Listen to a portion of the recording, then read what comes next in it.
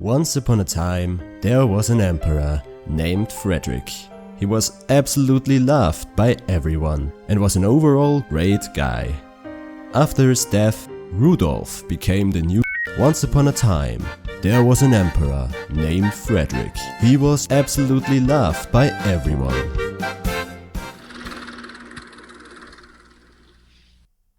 Greetings, pals. It's me, Steve, from Time-Worn Stones. Playing Impostor is pretty fun. Playing Impostor in the Middle Ages is even better. Today, I want to tell you a story about a guy putting on an Oscar-worthy performance, but instead of winning a trophy well, you'll see for yourself.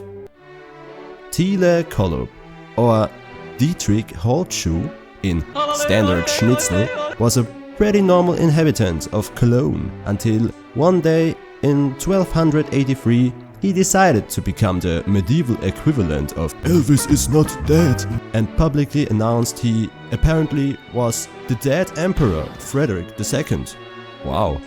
Now, this whole ordeal did not spontaneously erupt out of Thiele's own brain cells. No, it was believed at the time that Frederick, who was pretty much the GOAT for all discontented townsfolk at the time, would indeed return someday because he would make the HRA great again or something like that. The town he lived in didn't quite believe him.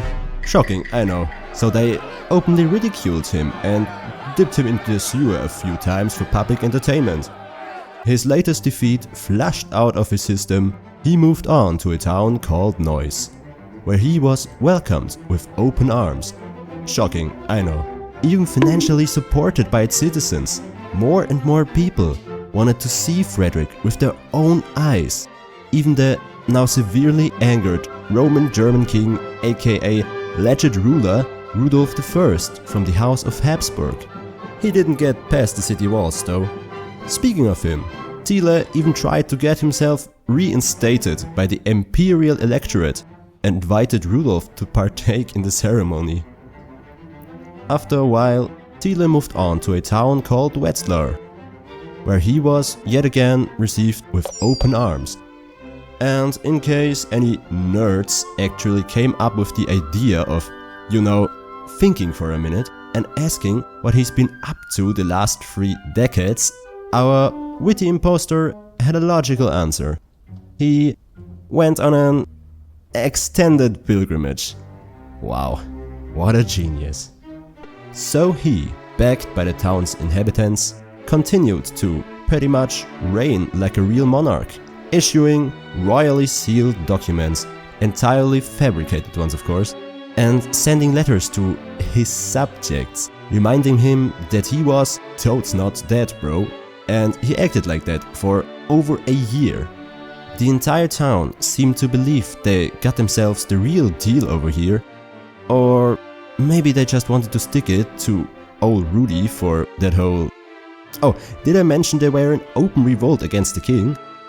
As you can imagine by now, the real king was pretty fussed about all that imperial sus, revolting cities and all that general tomfoolery spreading all around, so he interrupted an entire campaign, packed up everything and just headed straight to Wetzlar.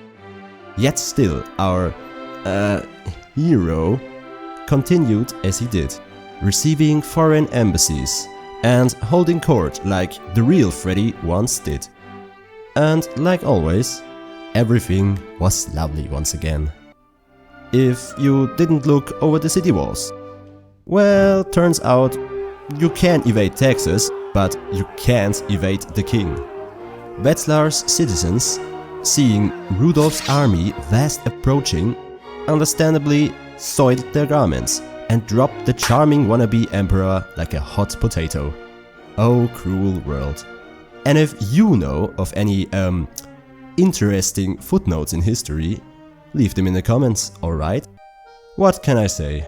Man died the way he lived. On fire. Now, if you excuse me, I have to edit the next video. Servus und Baba.